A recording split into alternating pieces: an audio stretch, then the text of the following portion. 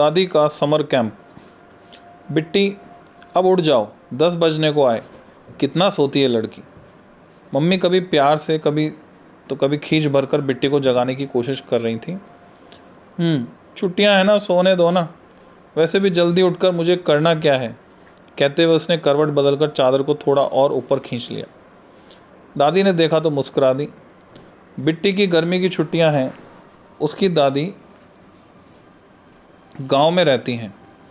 इस साल पापा जिद करके उन्हें 2 महीनों के लिए अपने पास ले आए। बिट्टी के पापा एक सरकारी अधिकारी हैं और अन्य अधिकारियों कर्मचारियों के साथ सरकारी कॉलोनी में रहते हैं। उनका घर काफ़ी बड़ा और खुला खुला है। घर के ठीक सामने एक पार्क भी है। कॉलोनी में बच्चे तो बहुत हैं, मगर जैसा कि आम शहरों में होता है, आपस में सबका मेलजोल बहुत कम है। बिट्टी के भी अधिक दोस्त नहीं हैं। आजकल स्कूल जाना नहीं होता, इसलिए वह देर तक सोती है।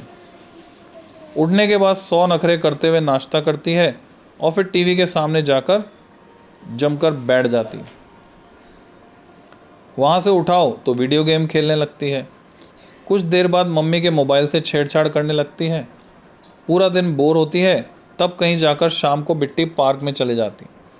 वहाँ भी बस इधर उधर घूम कर वापस आ जाती है और इस तरह छुट्टी का एक और दिन बीत जाता है। दादी ने महसूस किया कि बिट्टी की इस नीरस दिनचर्या में कुछ भी रचनात्मक नहीं है। बिट्टी, आज शाम को मैं भी तुम्हारे साथ पार्क चलूँगी, दादी ने कहा तो बिट्टी खुश हो गई।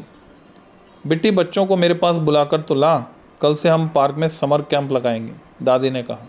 Summer camp? मगर हम क्या सीखेंगे और हमें सिखाएगा कौन? बिट्टी ने आश्चर्य से पूछा। मैं और कौन, दादी मुस्कुराई। बिट्टी के बुलाने पर सब बच्चे दादी के इर्द गिर्द जमा हो गए। बच्चों में बिट्टी की ही नहीं बल्कि तुम सबकी दादी हूँ। अच्छा बताओ, तुम लोग दिन में टीवी देखने, वीडियो गेम खेलने और मोबाइल पर खेलने के अलावा क्या करते हो? दादी ने पूछा तो सभी बच्चे चुप हो गए। चलो ये बताओ कि तुम लोगों को इन सब के अलावा और क्या करना अच्छा लगता है? दादी का प्रश्न सुनते ही बच्चों में बताने की होड़ लग गई। किसी ने गाना, किसी ने डांस, किसी ने ड्राइंग, तो किसी ने पहेलियां बुझाना बताया। कल से हम लोग पार्क में समर कैंप लगाएंगे, खुद सीखेंगे, सबको सिखाएंगे और मज़े भी करेंगे। कौन कौन तैयार है? दादी के इतना कहते ही सबने एक साथ हाथ उठाकर हामी भर दी।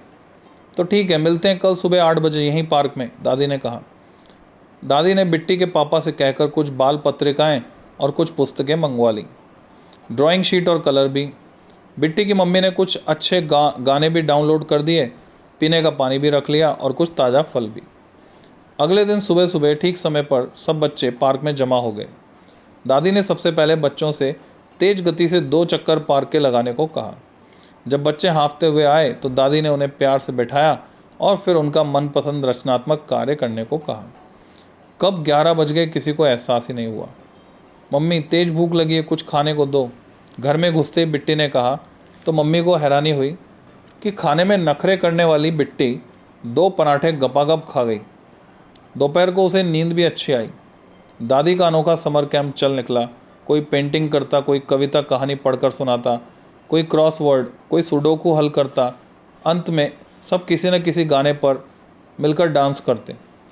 कल सब बच्चे अपने घर से पुराने अखबार लेकर आएंगे, हम एक नई कला सीखेंगे, दादी ने कहा। पुराने अखबारों को 2-3 दिन पानी में भिगोया गया, फिर कूटकर लुगदी बनाई गई। इसमें कुछ मुल्तानी मिट्टी मिलाकर उसका गाढ़ा घोल बनाया गया और गोलाकार बर्तन को उलटकर उस घोल को उस पर मोटा मोटा चिपका दिया गया। सूखने पर पेस्ट बर्तन से अलग हो गया और एक अलग पात्र की शक्ल में बच्चों के हाथ में था। उस पात्र को मुल्तानी मिट्टी के घोल से पोत के एकसार किया गया और अंत में उस पर रंगों से मोहक चित्र उकेरे गए। अब बेस्ट ऑफ वेस्ट बनाकर सबके सामने था। छुट्टियां ख़त्म होने को थी और दादी के जाने के दिन भी नज़दीक आ रहे थे। रविवार की शाम को दादी ने बच्चों की मदद से पार्क में एक कला प्रदर्शनी का आयोजन किया। उसमें सभी बच्चों की कला और रचनात्मकता का प्रदर्शन किया गया। बच्चों की कलाकारी देखकर सभी हैरान थे। कार्यक्रम के समापन पर बच्चों ने डांस और गानों से माहौल को और भी रोमांचक कर दिया। सब बच्चों के मम्मी पापा दादी का शुक्रिया अदा करते थक नहीं रहे थे।